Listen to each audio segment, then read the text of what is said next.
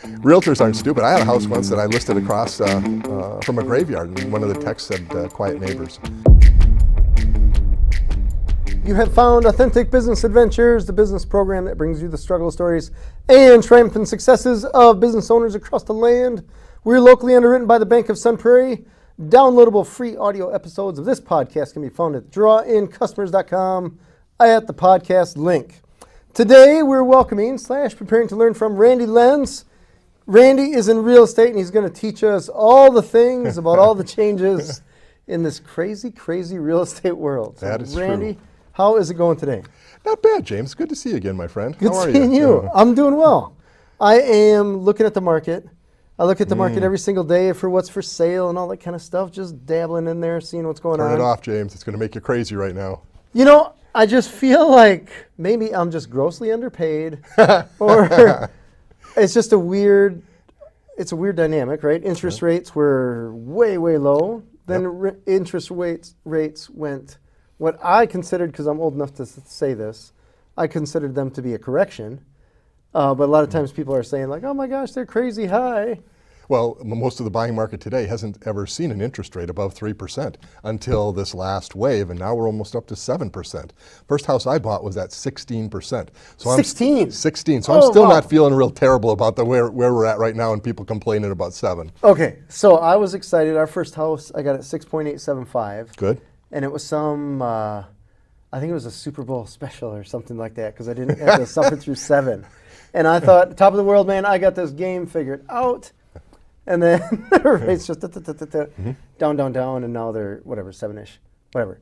So, but I'm looking, interest rates went up. So you thought, hey, the market, the prices, all that kind of stuff are going to go down. And at least in the Madison, Wisconsin area where we are. Right. Haven't seen that happen even a little bit. Not quite. Yep. Okay. Have you, or maybe I'm wrong there? No, and I think you're right. I mean, but here's what I was telling people earlier this year. I mean, every year that I've been in business, and unfortunately now it's more than 30 years, all right. Presidential election years, no matter who is in power, always tries to make things look great right before the election. Because people have short memories. They're about to get audited, right? And after November, no one cares, right? Because then it's Katie bar the door. But if we're going to see lower rates, it'll be sometime this spring, this summer, maybe early fall. And if the Federal Reserve reduces the discount rate and even a little bit, quarter of a point, half a point, mortgage rates will come down a little bit. So we might be looking at 6.25 by the end of this year. After that, who knows? All right. Because they're talking $5 gas now. They're talking, some things that are just going to take off. And who knows if there are going to be issues we have to deal with after November. But if you're looking, this is probably a pretty good time, barring the things we're going to talk about today and try to explain what's going on. Because it's a mess out there right now. Let's start with the big one. Okay. With the payment, I guess you would call it commission? Yes. For real estate agents and all that jazz? Can you give us a little bit of a history? Sure. About sellers, agents, buyers, agents, commissions, all that kind of stuff, what it was, and now what it will be? This whole discussion might be a little bit easier if we talked about the meaning of life first. Oh, that's awesome. Okay? Because it's a mess, James. But so let me give you a little example or a little background. So if I'm a listing agent and I would go out to a home seller's home, I would list their house for a specific price, and then we would have a commission rate. Let's just say 6% in our market. Well, how it traditionally worked and how it's worked up to right now, basically, is that when you sold, that commission would be split between the listing company, my company, if I'm the listing agent, and the buying company for the buyer's agent. Across the country, over the last year and a half, a lot of home seller groups started class action lawsuits that said, no, it's artificially inflating the price of the home, plus the buyer's agents don't represent us, which is true, they don't. They represent the buyer. We don't want to pay them. And we think home prices will come down, which is a joke. We'll talk about that in a little bit. But we don't want to have to pay a buyer's agent anymore. They won every one of those lawsuits. Every major real estate company across the country has paid millions of dollars to get out of this. And last week, the National Association of Realtors made a huge payment to end this. Okay? All right. But how did it end? It ended where, as of July of this year, if I'm a real estate agent right now, I can take an MLS sheet and say, oh, okay, I'm getting paid this. And you know right off the bat. By the end of July of this year, commissions have to be off an MLS sheet. So there's an agent out there right now that can tell me or tell you where they're going to find out if they're even going to get paid. They might have to call every real estate company. I mean, it takes me back to very early when I first started. We didn't have lock boxes when I started back in another century. I literally had to go to the offices and pick up the keys for every showing I was going to do and then Holy take them cow. back that day. So imagine how many buyers you could work with, right? Because you can only run around and get 8, 10, 15 keys in one day, right? And that kind of takes me back to that, because I think what's going to happen is there'll probably be some resource where realtors will go and they'll say, oh, this property is paying this commission, and you'll at least know, and then, or you're going to end up writing it into the offer, which the state and the U.S. government don't like, because it makes the realtor a party to the transaction. And you're not the buyer, you're not the seller, you're facilitating the sale. So I'm not really sure as we sit here today where it's going to go. Those home sellers all think that, or one of the responses they had was that it was going to help reduce the cost of homes. Well, I've had over 1,500 clients in my career. Never have I had a home seller say, oh, that's great. James, I get to ask for less money now because my commission or my rate's going to go down since I don't have to pay a buyer's agent. Of course that's not going to happen. Every home seller is going to take every dollar that they can get from their home, and they should. But are we going to see home prices fall? Not a chance. It'll never happen. What's going to happen to the home buyers out there? So I think what's going to happen is that they're going to realize that home sellers basically shot themselves in the foot, because a lot of home buyers that I work with, your kids, my kids, everyone that's out there now has to have all the toys. So they've got all the great devices, all the best cars, because they got to have everything that mom and dad had early on, right? Sure. Way before mom and dad had them. And what happens then is that they don't have any money.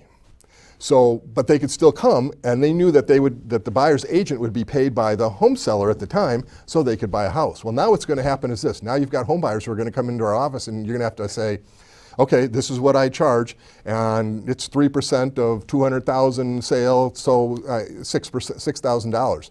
And you're going to have a whole bunch of either realtors doing cut rates, or you're going to have a bunch of people coming into the marketplace who have no experience but think that they can undercut realtors by saying, oh, I'll do that for $1,000, I'll do that for $500.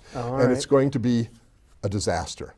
There are going to be people who are going to miss things, people who are not going to be able to explain what's going on in a house, and it's going to be a nightmare for the home sellers, because I think a lot of home buyers are not going to be able to afford the house. Because why? Because they don't have the money. So they're just going to back out of the market. So I'm thinking that about 40% of the home buying market will say, no, I'm going to have the money, I'm going to walk away, I'm not going to look at buying a house, I'm just going to keep renting. I think it's going to be that high to start with. Wow. And it'll slowly, I mean, it'll tell buyers that if they want to buy a house, they've got to really have a down payment. You still have lenders out there doing loans for 2% and 3% mortgages. That's crazy to me. It is crazy, and they have no real equity, but they've got great credit, and they've got all the toys, and they want a house.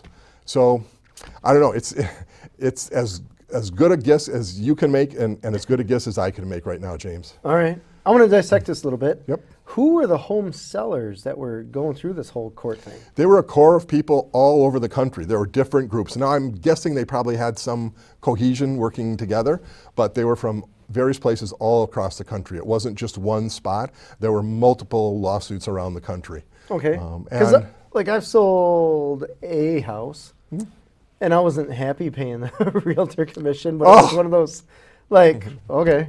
I was never to the point where I got to get a class action lawsuit going on. Right. So I think once this first group found that they had success, they kind of enfranchised other groups to say, okay, we're going to do this too. So tell me, because I am not aware of all this going on with the different groups. So there's the Realtor Association, right? Yeah. And what were the other groups that they were going after? None of the groups were real estate agents, or they were just home sellers, people who had hired realtors to be their agent, basically. Who were the defendants? The defendants were the large Keller Williams, Century 21, all the national real estate companies, finally collapsing down to the National Association of Realtors. Gotcha. So historically, where did the whole 6% thing, when did that come about? It's kind of become just commonplace. But is it always? No. There are home sellers who list their property at 5%. When I first started, it was 7%. It's just kind of the ebb and flow of where the market's been. It's been 6% about 25 of the years that I've been in business. Okay, that's a while. And it doesn't, it's an arbitrary number. It doesn't mean that it has to be that. But right now, no one knows where it's going to be and what's going to happen and how a realtor is even going to get paid. So you probably will have a lot of realtors who will leave the business as well. And Okay. it's unfortunate because a lot of them are probably very professional and have been in the business a long time, have a lot of knowledge, but they're going to say, I'm just not going to fight this for every transaction that I have to do. So they start nickel and diming, like, hey, for every showing it's going to cost you X, or for... It could be a smorgasbord of things, but again, you and I are just kind of sitting here We don't know. kibitzing today. We have no idea what it's going to turn out to be. And this happens end of July.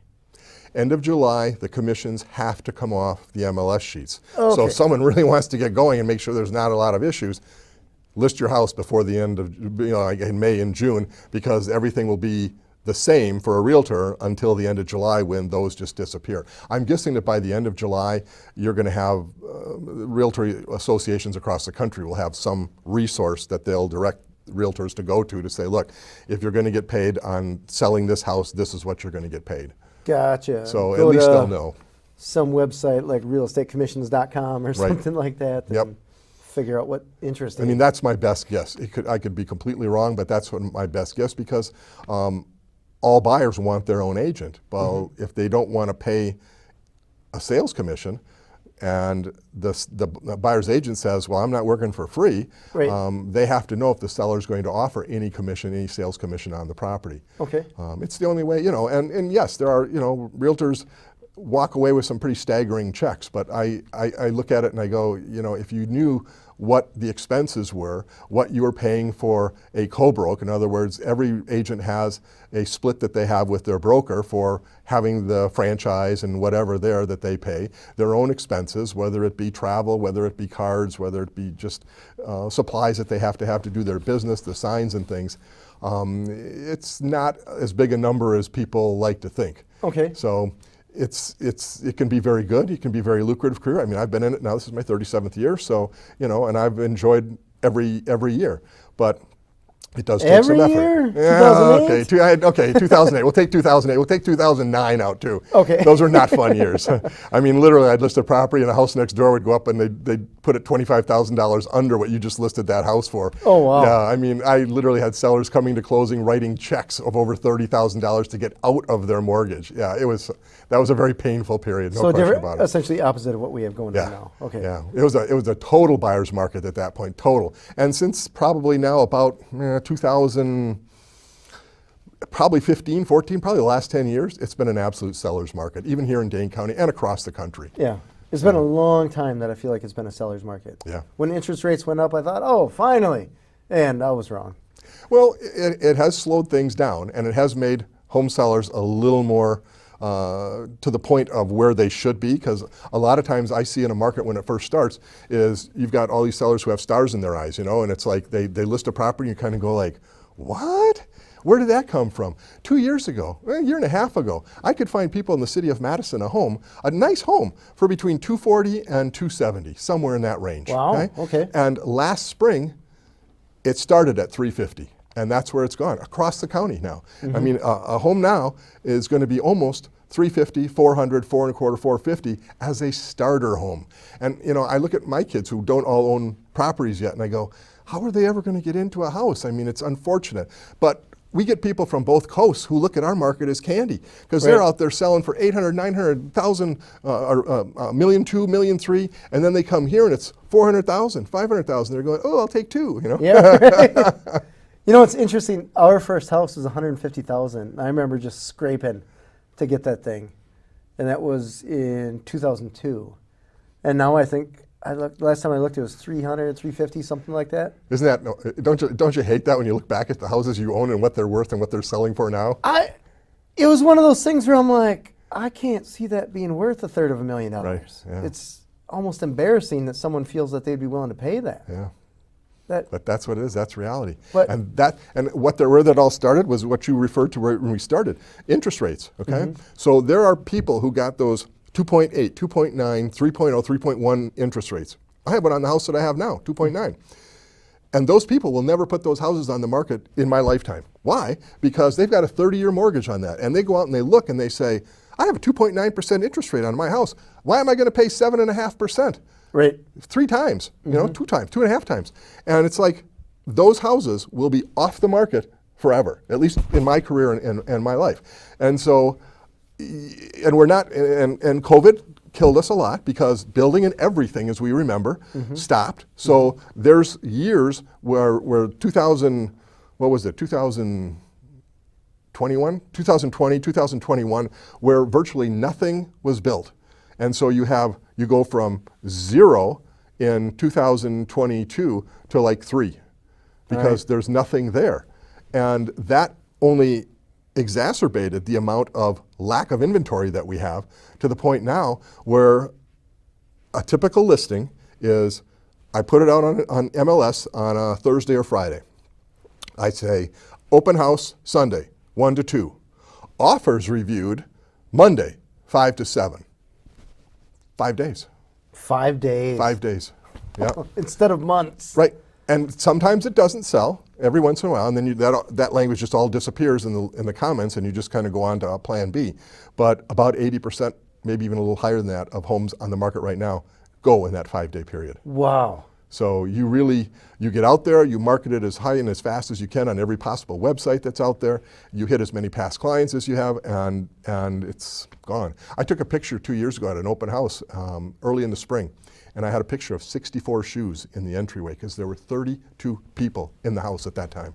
Oh my gosh. Yeah, it was crazy. It was crazy. It's got to be weird walking past people that are essentially your competition. Yeah.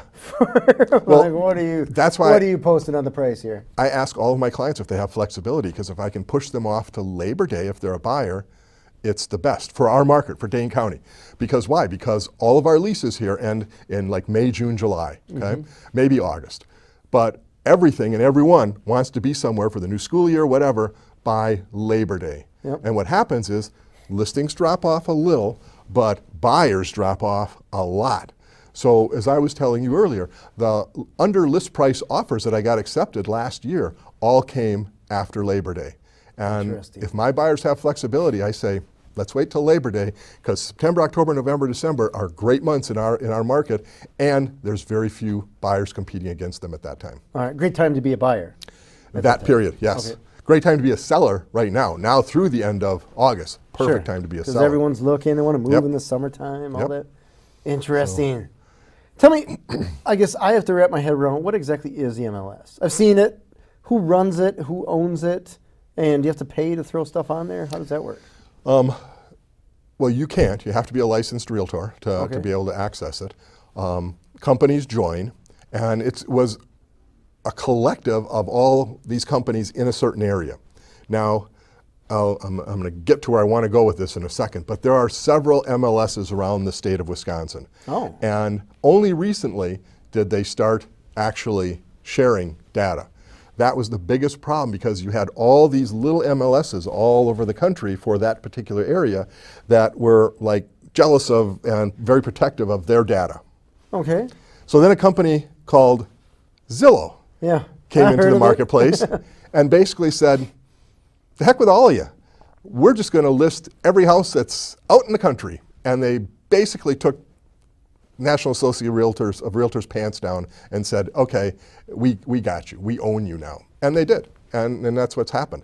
Zillow has become probably the first and only national website for real estate out there. Okay, you just blew my mind here a little bit. So we're in Madison area. Right. If we take Wisconsin as an example, how many MLSs were there pre-Zillow? Oh, they're still there. They're still all there. Okay, how many are we talking? 2? 10? Milwaukee, us, South Central Wisconsin, there's probably 3 or 4 up north. We must have probably about 6 MLSs in Wisconsin right now. Really? And I only have access to Milwaukee.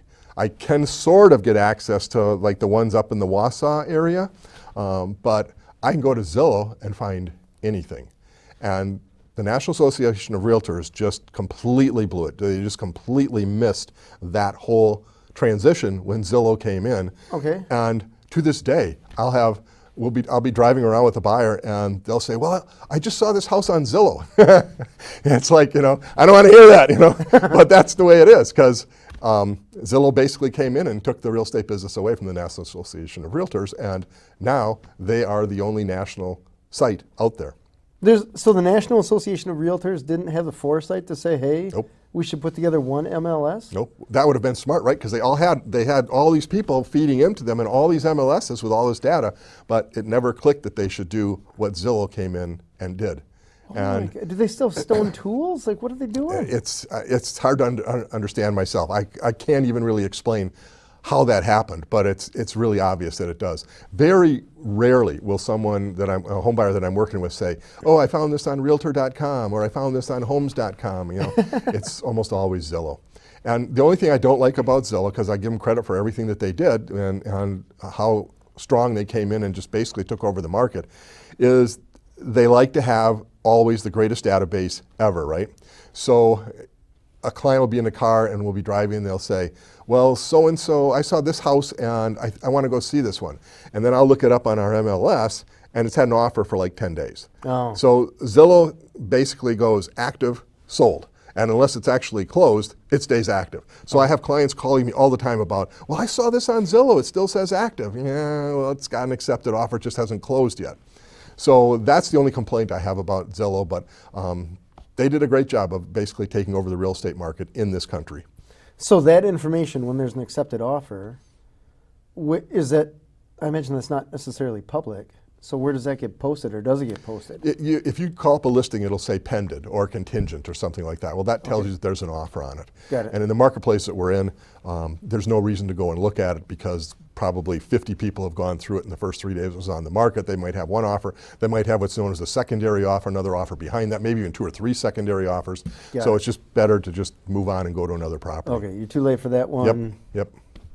Look somewhere else. Okay. So interesting. And Zillow, so where does Zillow make their money?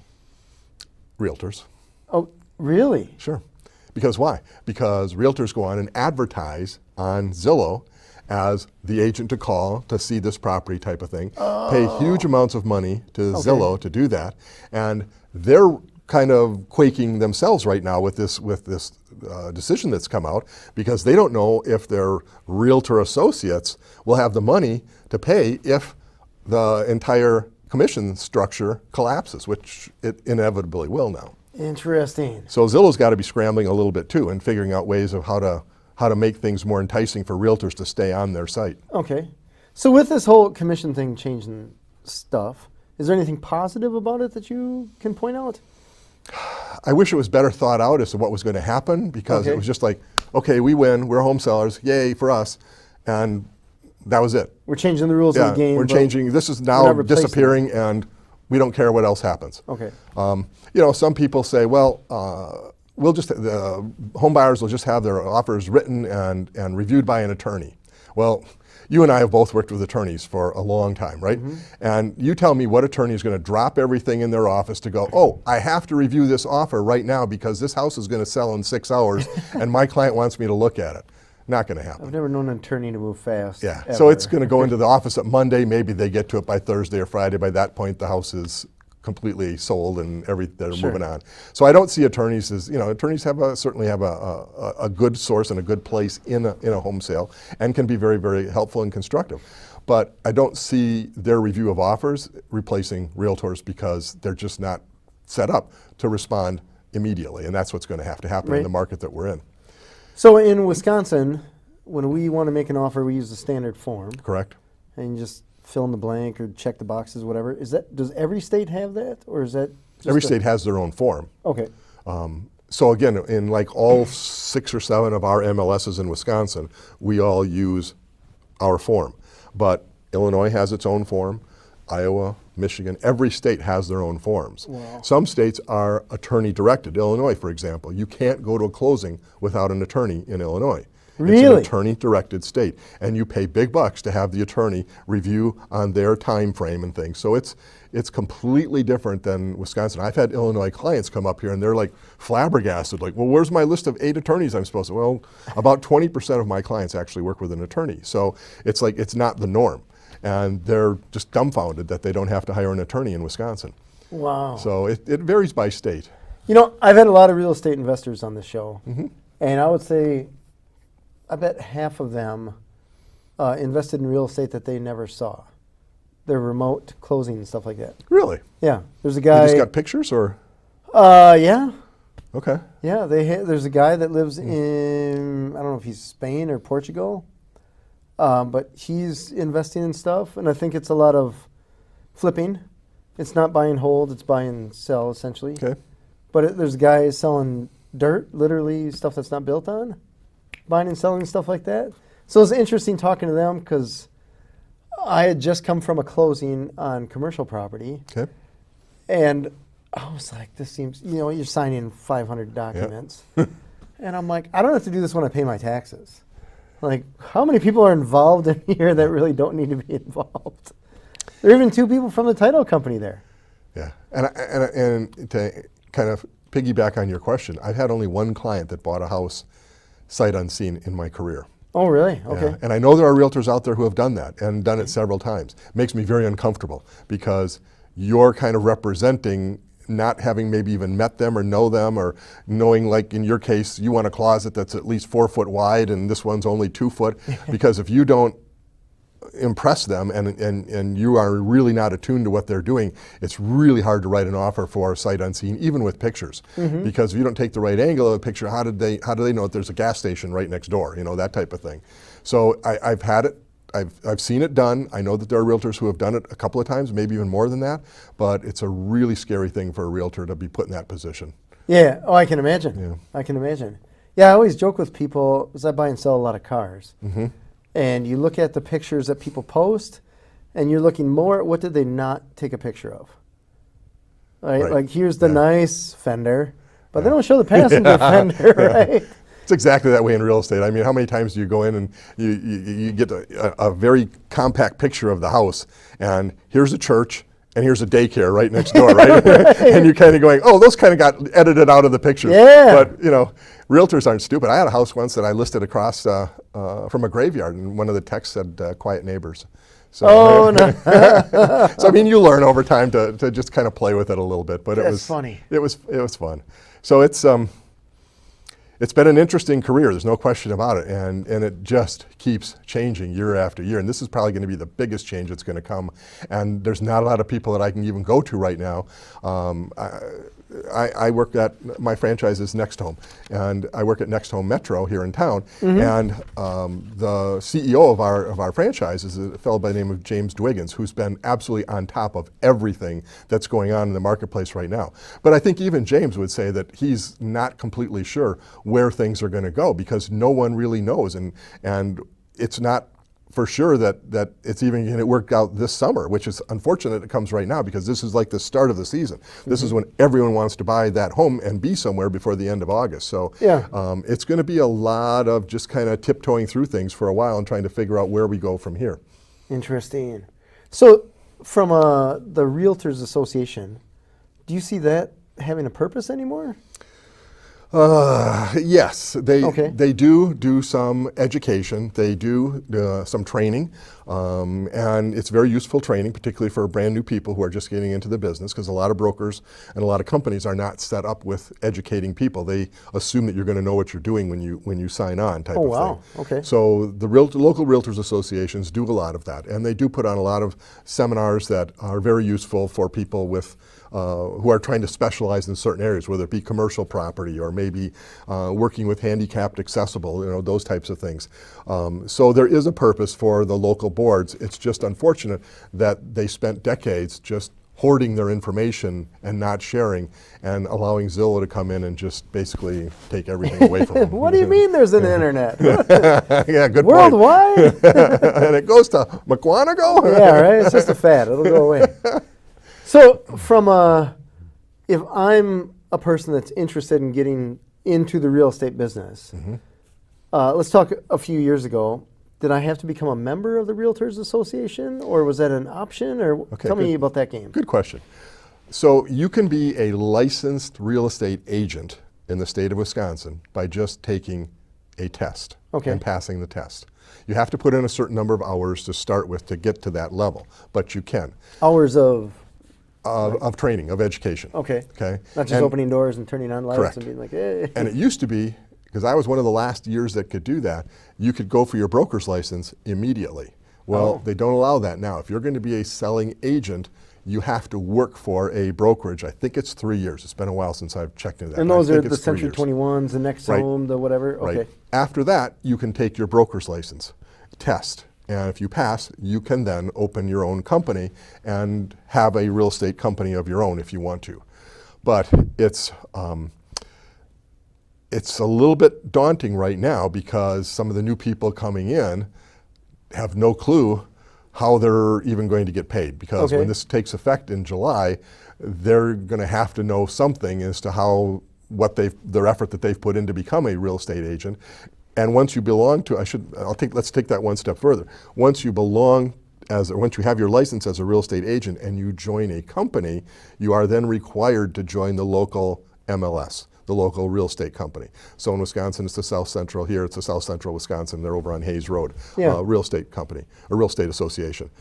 And at that point, you take their first training and you become a realtor. Okay. And I say that as 2 syllables because half of my industry says realtor. Okay. And I tell you, it's one thing that bugs the heck out of me because no one rides their Trackator to their Docator, okay? It's a realtor, 2 syllables. English, yeah. All right, English lesson over. Yeah. But that's how you become a realtor is becoming a member of the local association. Okay, so the Realtor Association is connected to the MLS. Correct. They're one and the same in each MLS. But I can be a real estate agent and not be a member of the Realtor thing. Yes, So if I'm just using Zillow, just like anybody does, possibly. do I really need the Realtor designation? How are you getting paid? I have no idea. That's it. Okay. Only if you go through MLS up until now would you know that you're going to get paid and be able to tell where you're going to get paid. If you're a real estate agent and you're working with a friend, you need to work that out up front and have some written agreement to make sure that you're getting paid for your time. Okay. So before this whole court thing came about, I say I'm a real estate agent. I take my little test, I pass it, and I throw up a house on the market for somebody, and somebody buys that house, Yeah. and I say, hey, buddy, now you owe me 6% or whatever, and they're like, where does it say that kind of thing? Was that the game? It's a little or- convoluted, James, but it's Okay. it's kind of there. So you could throw up your own house to sell without any real estate agents involved, and just say, I'm not paying anyone. And the buyer's agent would then have to go to their buyer and say, I'll show you this for sale by owner house, but I'm getting paid this if you want me to write an offer on this. And they've already got that agreement in place. Okay. If you're the home seller, you don't have to have any agreement with any agents out there. You can let them deal with their buyers as the way they want to. But I could be a real estate agent and market houses for people, but then it still wasn't clear how I'd get paid, I guess? Is that the To idea? some degree. Okay. And again, why would a home seller, because you have no MLS access, you could have Zillow, I suppose, possibly, but you really wouldn't have any way of marketing the property and getting it out to, let's say, in our market there's about 1,700 realtors, to that group that would have all these buyers that they're working with. So that's okay, help me with this. That's the value of MLS, is that collective of information that's disseminated immediately as soon as a house goes on the market. So if you get a house listing from someone, do you have to pay the Realtor Association to post it on the MLS, or you get to post it on the MLS because you're a realtor? Well, every realtor pays fees to the MLS. Okay. It's usually about $700 a year. Okay. And that covers basically everything that you want to do as a realtor with the MLS. So the MLS and the Realtors Association are the same thing, basically. And they're treated as 2 separate organizations, but they basically work out of the same place. Okay. And so as soon as you list a property, yes, you can upload it to the MLS and it's immediately available to all 1,700 realtors. Gotcha. So if I'm a for sale by owner person, I don't have a way to post my house that I'm You selling. don't. There are some for sale by owner sites that are actually members of the Realtors Association. Okay. Madison Homes is a for sale by owner site. There's a couple of others that are out there. Okay. And you can list it through them. They're going to charge you a fee because obviously they're paying for their MLS access. But you're basically doing it as a for sale by owner, so the fee is probably going to be less.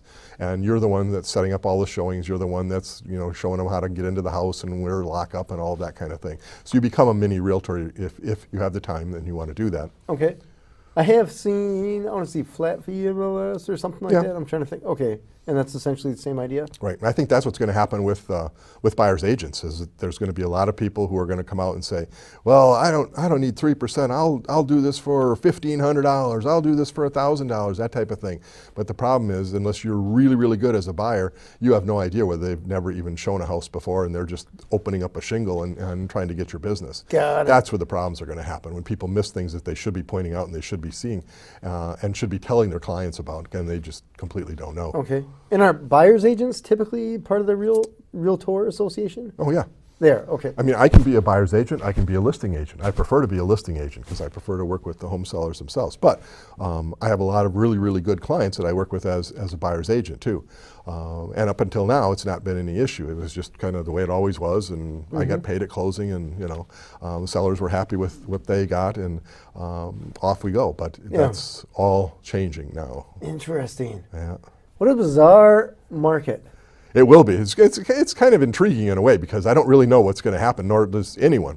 And it's upon us. I mean, here we are, middle of April right now, and end of July, the whole world is going to be turned upside down. So there's bound to be some change, some significant change and direction given, so real estate agents know what's going on over the next couple of months here. I mean, there almost has to be, otherwise things are just going to stop. Okay. So that 6% thing, was that worldwide, or does Canada do that same thing, or what do other countries do? I'm not knowledgeable in other countries. I've never sold or bought real estate in other countries, so I can't really tell you that. Canada and Mexico are similar, but they vary too what the standard is. So 6% kind of became the standard.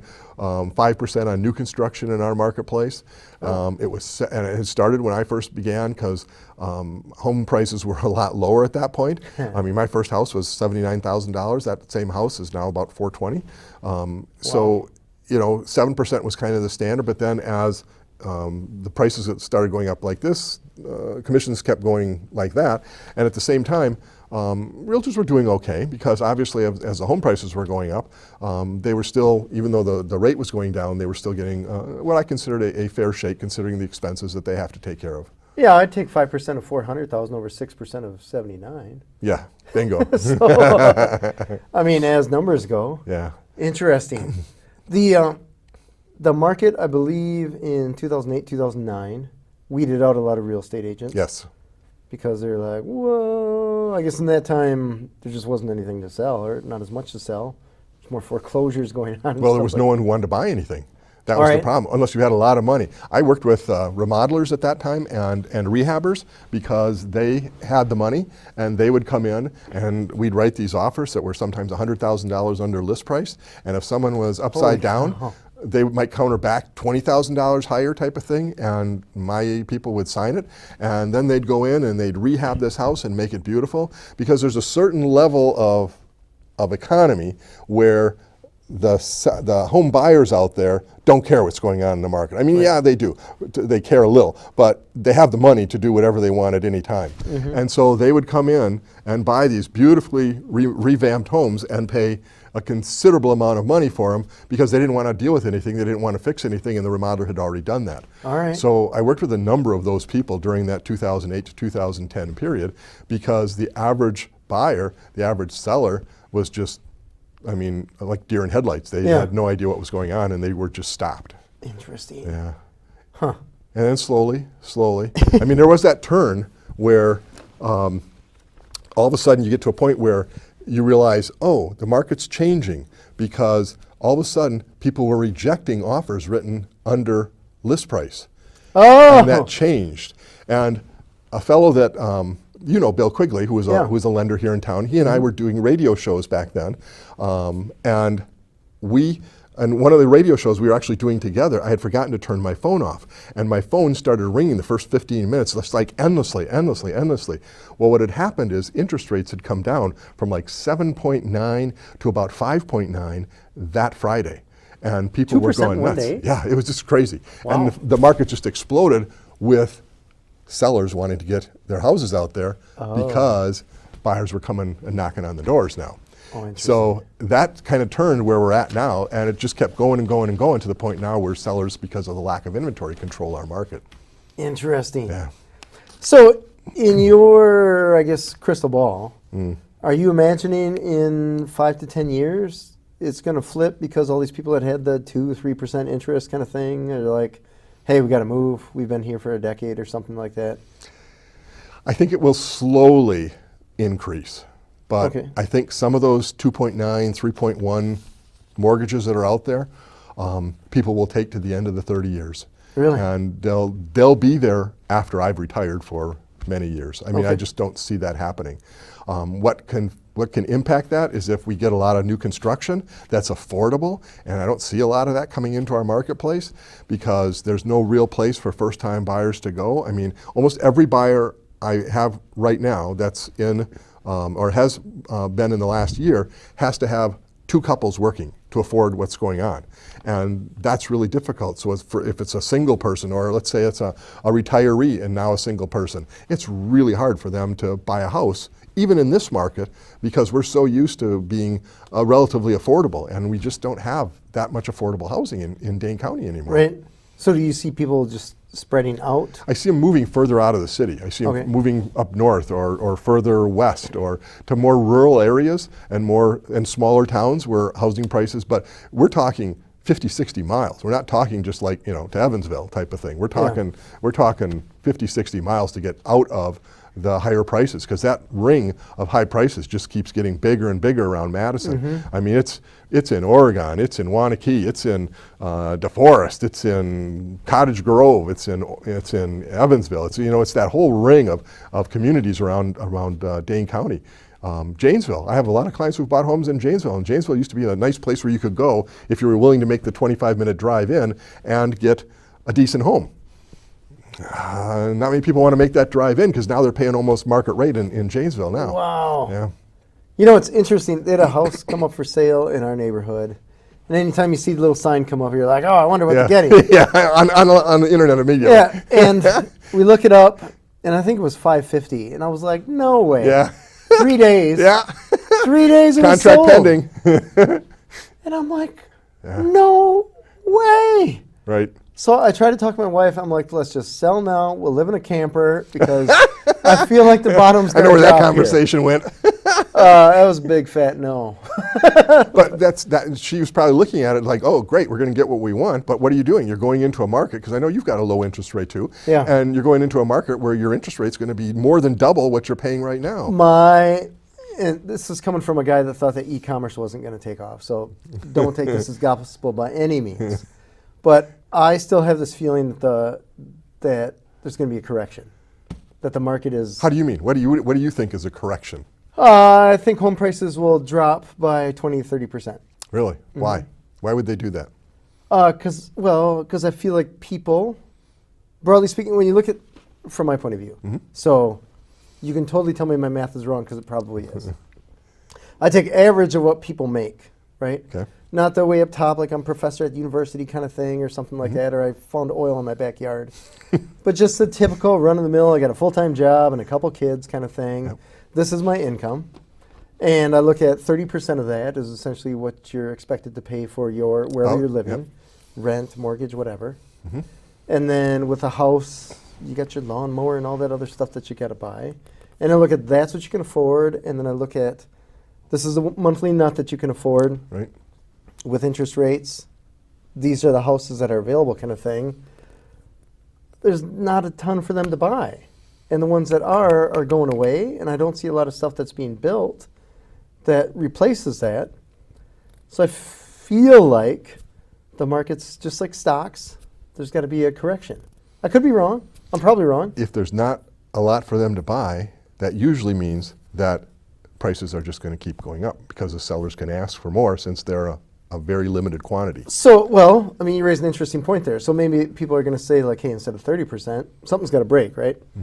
Maybe I do 50%, and then we end up with a 2008 issue again, or something like that. I feel like it's growing awfully fast, awfully high, and I don't feel like it's sustainable.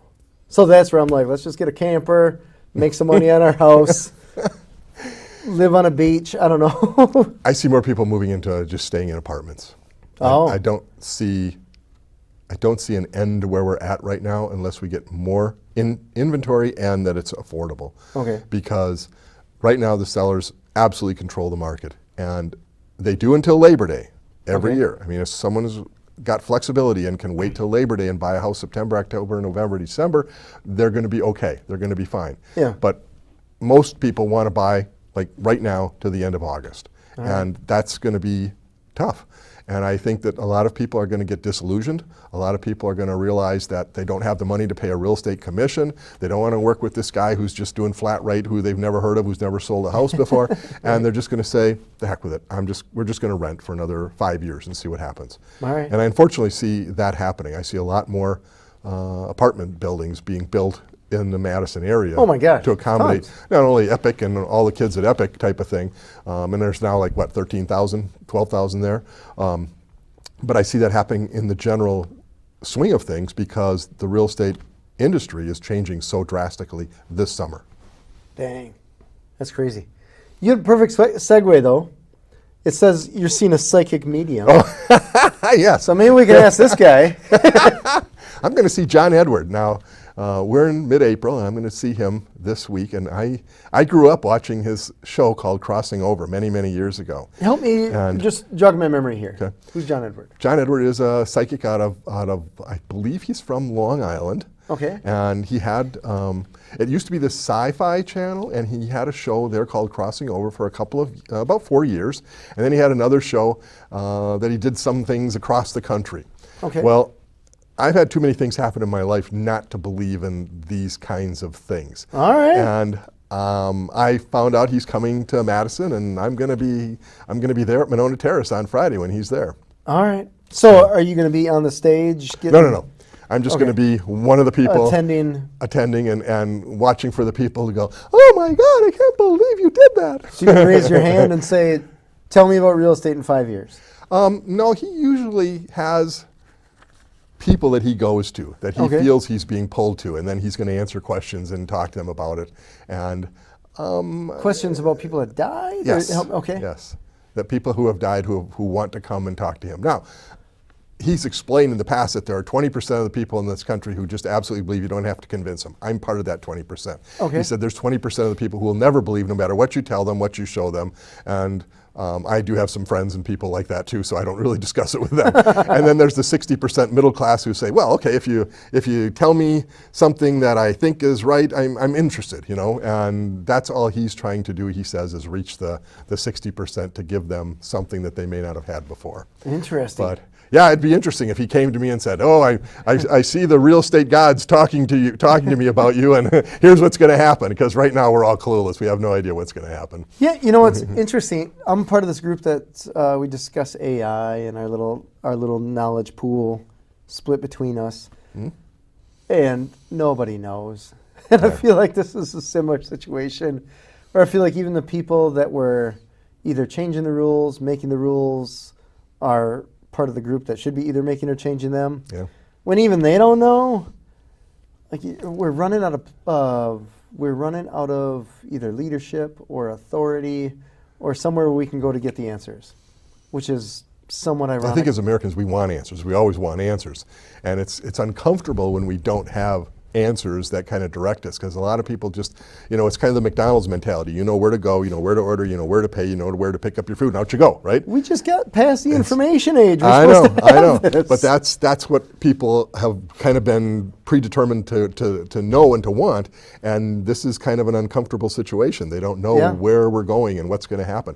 I see AI things. I mean, I look at a lot of AI stocks because I think that's the coming trend, and so I'm really into a lot of that. Yeah. But at the same time, then I start thinking of like Terminator movies and going like, well, okay, how far do we take AI before AI takes us, you know, type of thing. It's creepy. It is kind of creepy in a way, but it's very interesting because it's like this real estate commission deal. It's unknown what's going to happen. Right. And so you're going to have to kind of be on top of it to kind of figure out where we're going to go and what's going to happen as we kind of move forward. And decisions have to be made for it not to just stop people in their tracks. Right. In the end, there's still going to be real estate agents. Correct. There's still going to be people that help people buy property. Yep. So they'll get paid somehow. They will. And if it's not enough, and if it's not enough to at least consider that the income to support a family, they'll find something else to do. I mean, that's just the way it's going to be. You know what? You remind me of a conversation that I had with a guy this morning. And he was complaining because he was complaining. He had a business. It folded. He blamed it on pandemic, and I was like, we're 2024, buddy. Yeah, it's a little hard to, that's really out on the outer edge. Right? Yeah, it's kind of like blaming the depression. Like, it's old news, right? And so he's got a subcontracting job, and he's complaining about not getting paid enough. And I'm like, and so he was saying, like, essentially, hourly wages should be raised. And I said, you got to be careful with that. Right, because the market is going to dictate, right or wrong, and it's up to you to take responsibility to work in a job that's going to pay whatever it is that you want to make. So if you're not willing to learn a skill that works in a job that whatever pays whatever you want to make, and you're just waiting for that handout, you're going to be waiting an awfully long time. And so we went down the whole, like, fast food workers making whatever, $20 an hour, and then people being surprised when fast food goes up in price. Yeah. Like, it wasn't like the fast food companies are just like, well, what do we do with this pot of cash now?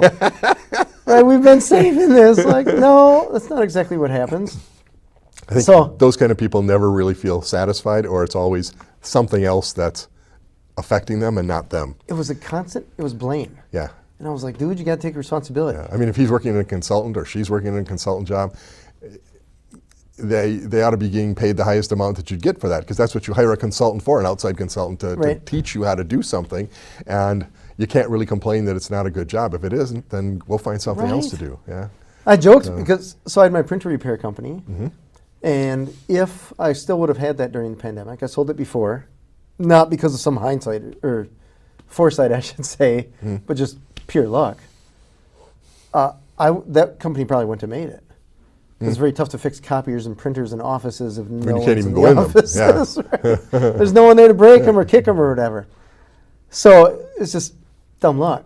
So I told him, if I was the best typewriter repair guy, I'm still out of business because there's not that many typewriters. Like, your skills have to evolve. Speaking of that foresight, a month before COVID hit, I had let the lease go on the office that we had on the Beltline.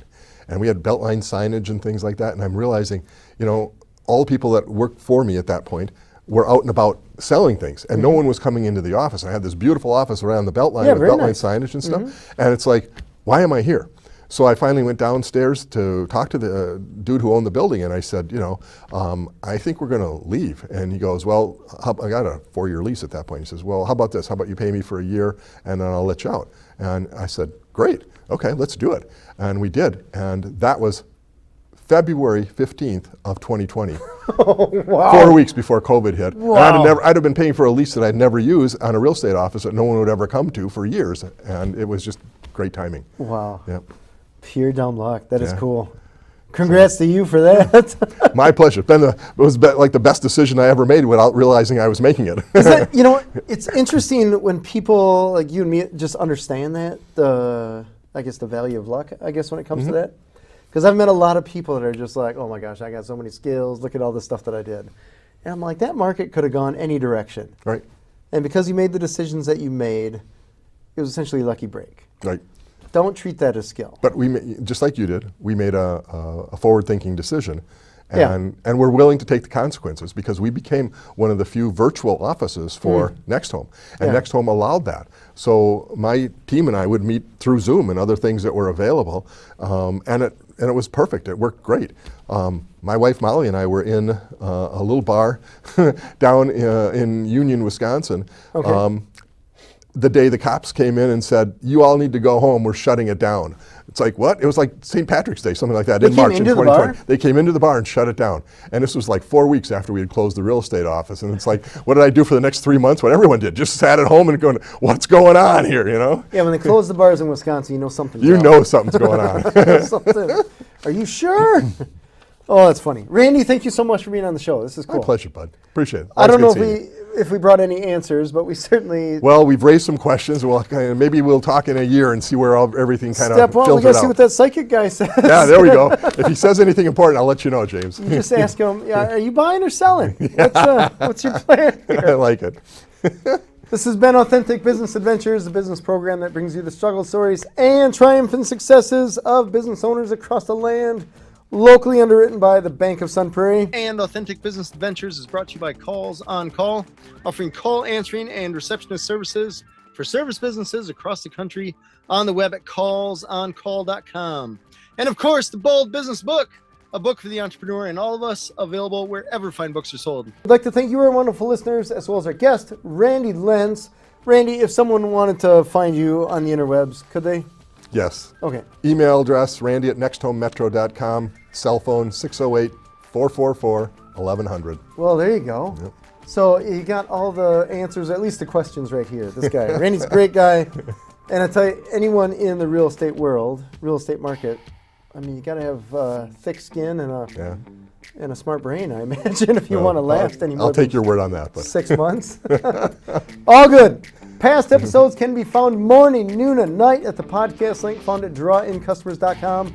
Thank you for listening. We will see you next week. I want you to stay awesome. And if you do nothing else, enjoy your business.